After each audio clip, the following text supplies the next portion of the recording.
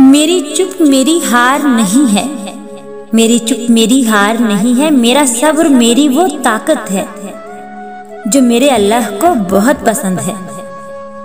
हर इंसान बदल जाता है, कभी दिलचस्पी खत्म होने पर तो कभी कुछ और दिलचस्प लोग मिलने पर।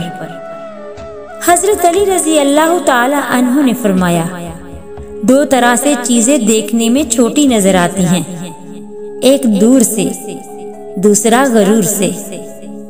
मिलावट का दौर है, मिलावट का दौर है, हाँ में हाँ मिला दिया करो। मोमबत्ती को आखिर में ही मालूम होता है, उसे उस धागे ने खत्म कर दिया जिसे उसने अपने सीने में छुपा रखा था।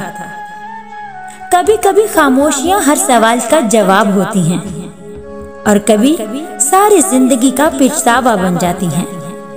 मगर इंसान को समझ उस वक्त लगती है जब दोनों काम हो चुके होते हैं।